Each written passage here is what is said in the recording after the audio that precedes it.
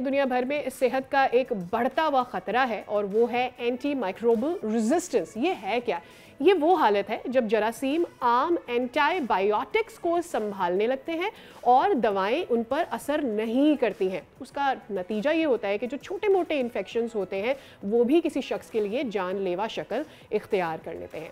अब इसके ऊपर जो आलमी इदारा सेहत है आज दुनिया में AMR को आलमी यानी टॉप 10 के सेहत के खदशात में डालता है और उनकी कोशिश ये है और वो ये समझते हैं कि अगर इस पर किसी तरह से काबू पा लिया जाता है तो फिर वो दवाएं जो किसी शख्स के ऊपर असर नहीं कर रही हैं, यानी हमें सर्जरीज़ के बाद भी एंटीबायोटिक्स की ज़रूरत होती है, कोई ख़तरनाक इन्फेक्शन हो जाए या कोई मामूली इन्फेक्शन हो जाए, we have to keep using antibiotics ताकि हमारी हीलिंग का प्रोसेस जो है वो कंसिस्टेंसी के साथ चलता रहे। अगर इसे कंट्रोल नहीं किया जा सकता किसी भी तरीके से तो फिर जो माहिरीन हैं उनको ये खदशा है कि ये लोगों के लिए जानलेवा साबित हो सकता है। अब इसको किस तरह से जल्द से जल्द इसको काबू में लाना है, इसी पर बात करेंगे। हमारे साथ जाबिर अली साहब मौजूद हैं, पाकिस्तानी साइंटिस्ट हैं। जाबिर अली साहब, वेलकम। बहुत अच्छा लग रहा है आपको इनवाइट करके शो में।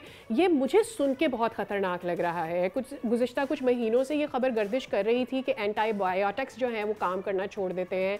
एंटीबायोटिक्स आर समथिंग जो मैं छोटे से छोटे फीवर के अंदर भी हम देखते हैं, अगर कोई इन्फेक्शन बढ़ जाता है लोगों को इस्तेमाल में दी जाती है और हर सर्जरी के बाद जो ज़ख़म होता है उसकी हीलिंग के लिए भी इस्तेमाल की जाती है।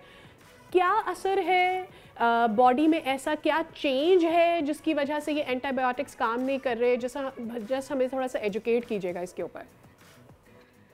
जी सवेरा, अस्सलाम वालेकुम।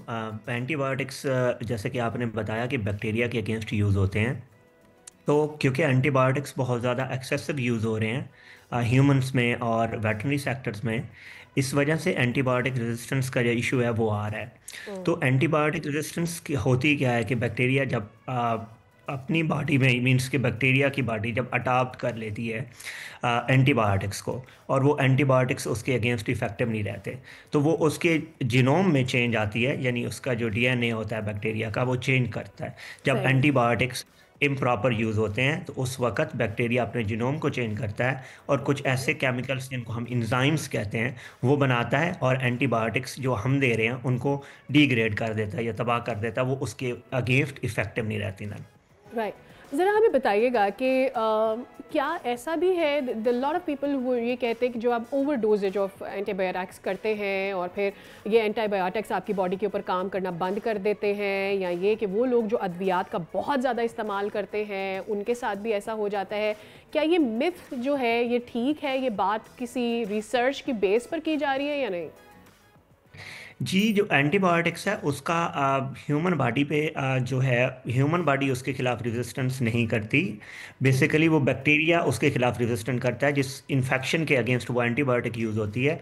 वो बॉडी में एक बैक्टीरिया होता है जिसको किल करने के लिए एंटीबायोटिक यूज़ होती है, जिससे इन्फेक्शन हुआ होता है। फॉर एग्जांपल कि नमूनिया है, नमूनिया डिफरेंट बैक्टीरिया से होता है। अगर एक हम उसकी एग्जांपल लें तो वो सीडोमोनास एरिजिनोसा है।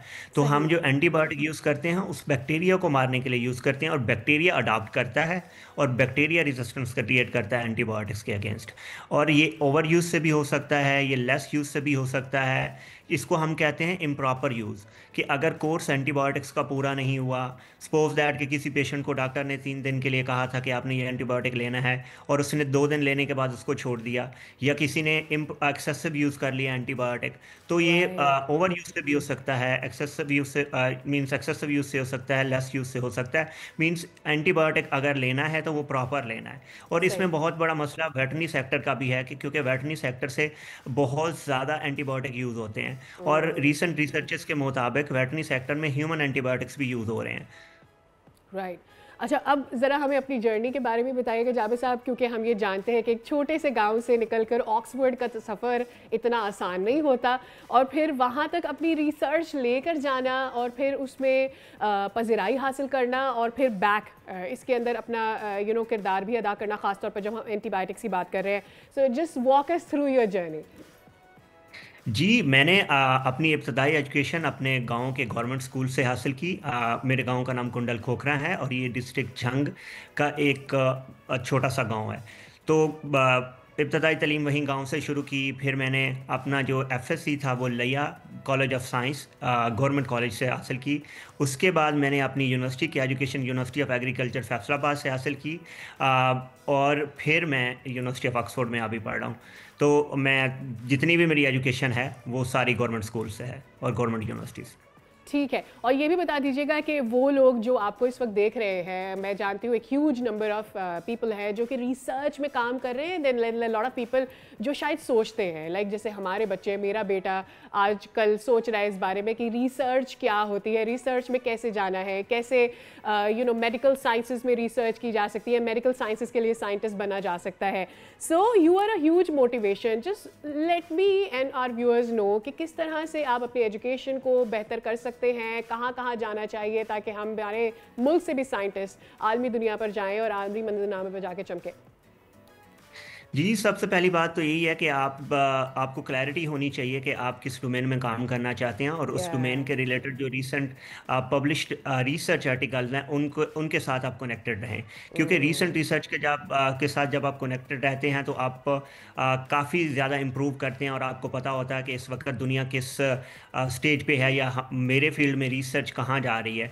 तो आपको पता चल जाता है कि मुझे क्या क्या करना है और क्या क्या नहीं करना, और फ्यूचर की क्या रिक्वायरमेंट्स हैं। ठीक, बहुत शुक्रिया Jabir sahab. It was an honour to actually welcome you. अच्छा लगा आपसे बात करें। उम्मीद करते हैं कि आपके रिसर्च का काम जारी रहे और इस फील्ड में बहुत सारा नाम आप कमा सकें। सब्सक्राइब करें और बेल दबाएं ताकि कोई खबर रह न जाए।